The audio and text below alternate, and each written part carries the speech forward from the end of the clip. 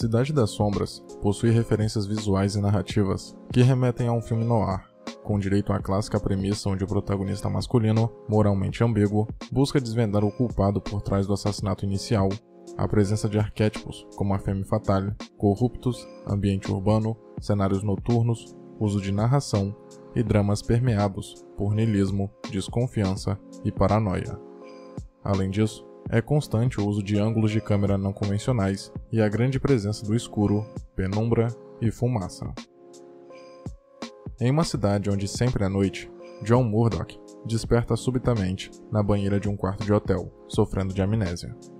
Logo em seguida, ele recebe um telefonema do psiquiatra Daniel Schreiber, que insiste que ele fuja do local e lhe informa que ele está desmemoriado por conta de um experimento que deu errado, feito por estranhas criaturas masculinas conhecidas como os Estranhos.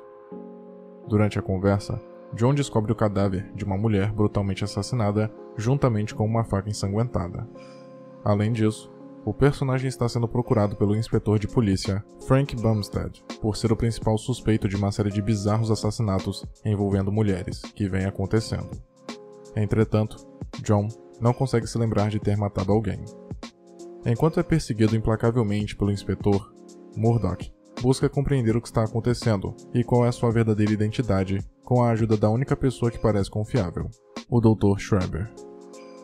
Quanto mais próximo chega da verdade, mais perigosa se torna a situação do protagonista, pois os estranhos possuem habilidades extraordinárias, como a de parar o tempo, alterar a realidade física e a memória das pessoas, o que é chamado de sintonização.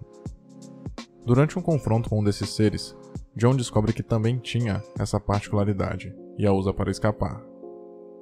Pouco tempo depois, o personagem testemunha as pessoas entrarem temporariamente em uma espécie de coma à meia-noite, quando o tempo para e a paisagem urbana, bem como a identidade dos indivíduos e suas memórias, são alteradas. É importante ressaltar o simbolismo que Cidade das Sombras exibe baseado no conceito de água e luz. O primeiro elemento é tipicamente associado à vida. Por isso, a primeira imagem que o espectador tem de John é dele em uma banheira. O segundo é geralmente utilizado para aludir o conhecimento. O uso dessas alegorias fica mais evidente no momento em que o Dr. Schreiber relaxa em uma grande piscina circular com a visão para um sol dourado esculpido no teto. Essa passagem indica o que está faltando na cidade: água e luz solar, ou proteção e vida. Os estranhos funcionam claramente como uma antítese dos humanos, já que têm aversão a esses dois elementos fundamentais para a existência da nossa espécie, além de soarem exageradamente racionais e lógicos. Tratando-se de um enredo cuja verdade é resguardada apenas para poucos, digamos, iluminados, enquanto a maioria vive sob uma realidade de sombras, é evidente que a inspiração filosófica mais forte para a história do filme é a alegoria da caverna de Platão. Porém, também se sobressaem as questões relacionadas à essência de um indivíduo e como ela é constituída diante de suas escolhas e vivências. Nossa identidade é continuamente criada e renovada. Cada pessoa desenvolve sua existência de acordo com suas vivências. Estamos sempre em constante transformação, criando, recriando e encontrando novos sentidos para a nossa vida. Não há essência que determine previamente os modos de existir, pois esta é resultante das escolhas e condições em que estamos inseridos. Logo, encarar a existência como fruto de nossas escolhas é entender que somos responsáveis por ela. O método dos estranhos consistia em buscar o significado de ser humano através da privação da liberdade, a fim de confirmar se somos apenas recipientes de lembranças ou se existe algo mais. A motivação desses seres para o experimento foi o fato da raça alienígena estar à beira da extinção, acreditando que sua salvação estava ligada à alma humana, a tal essência, caso existisse. Os estranhos tentavam impedir que os humanos praticassem talvez seu maior instinto primitivo, o hábito involuntário e desesperado de sempre atribuir sentido e significado às suas vidas. Para isso, apagavam e manipulavam suas memórias, seus relacionamentos e suas personalidades. A liberdade foi tirada deles, através da privação das maiores fontes tangíveis de vida, o acesso ao mar e ao sol.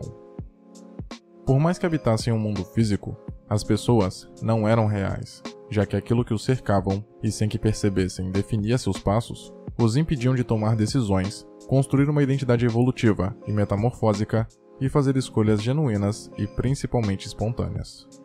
Contudo, o mundo concebido pelos estranhos começa a desmoronar assim que alguém o coloca à prova. No momento em que a realidade artificial e os modelos mentais dos habitantes são questionados, estes reagem com rispidez. É difícil e contraproducente, para não dizer angustiante, para uma pessoa normal, cogitar que a realidade à sua frente tenha sido moldada como é há, por exemplo, 5 minutos. Pensar em um mundo inteiro construído a partir de um pré-existente, como se o anterior não significasse nada, além de mais uma parte de um experimento alienígena. Ainda que exista a manipulação, os humanos preservam a capacidade de simplesmente aceitar as circunstâncias como elas são, sem questionamentos, apenas por comodismo, devido ao apego às experiências e ao conforto de sua realidade. Por isso, quando essa estabilidade é ameaçada, mesmo que para revelar a verdade e libertar os alienados, existe resistência, negação e desespero primeiro, porque alguns preferem a ignorância. Porém, em um mar de conformados, sempre aparece um que não quer se afogar. John Murdoch é aquele que instintivamente se revolta contra a falta de autonomia na própria vida, ao ser capaz de identificar a manipulação oculta. Ainda que lembranças de um assassino em série tenham sido implantadas em sua mente e que não se lembre de seu próprio passado, John, o tempo todo, rejeita a identidade imposta. O protagonista descobre, através de pistas e conversas, que era originalmente de uma cidade costeira chamada Shell Beach. Devido à falta de informações confiáveis das pessoas que questiona a respeito do local, suas tentativas de encontrar um caminho para casa são sempre frustradas. Enquanto isso, os estranhos, perturbados com o fato de um humano possuir os mesmos poderes que eles, injetam em um de seus homens, Mr. Hand, as memórias de Murdoch, para ser capaz de encontrá-lo. John acaba se reencontrando com Bumstead, que reconhece sua inocência e também questiona a natureza da cidade.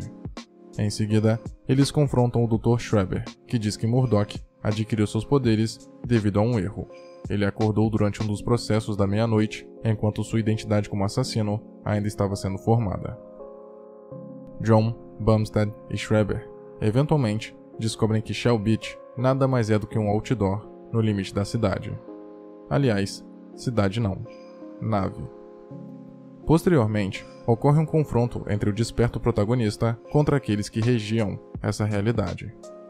No clímax, Murdoch é abastecido com falsas memórias que, artificialmente, restabelecem sua infância, onde passou anos aprimorando suas habilidades psicocinéticas e aprendendo sobre os estranhos. Em seguida, ele acorda, consciente de suas habilidades, e consegue se libertar e derrotar o líder dos tiranos. Por fim, Murdoch utiliza seus recém-descobertos poderes para criar o Sol e uma Shell Beach real, inundando a área dentro do campo de força com água.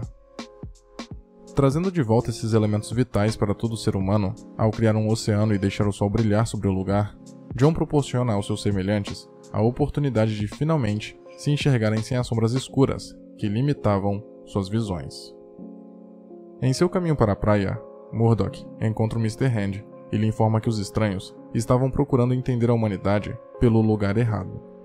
Tentar desvendar os segredos por trás da construção de um indivíduo humano através da artificialidade, isto é, com falsas memórias, é um erro. A resposta não está no cérebro, na pura lógica. As memórias, experiências e relacionamentos são importantes, claro, mas desde que sejam autênticos. Os estranhos sabiam o valor da mente humana, porém, chegaram tarde demais à conclusão de que é a capacidade de encontrar o amor que nos torna essencialmente únicos. Pode parecer piegas, mas o ponto é que o uso de um passado pré-estabelecido como recurso destinado a dar profundidade aos personagens pode acabar gerando o efeito contrário, reduzi-los a máquinas, sujeitos sem emoção, vida ou alma, por estarem simplesmente à mercê das vontades de seus escritores. E não é exagero caracterizar os estranhos de tal forma. Veja, os moradores da cidade eram seus personagens e as histórias de fundo serviam como justificativa para seus atos posteriores. Com o cenário montado, só restava, ironicamente, dar vida a todo mundo na caverna e observar o que enxergavam nas sombras.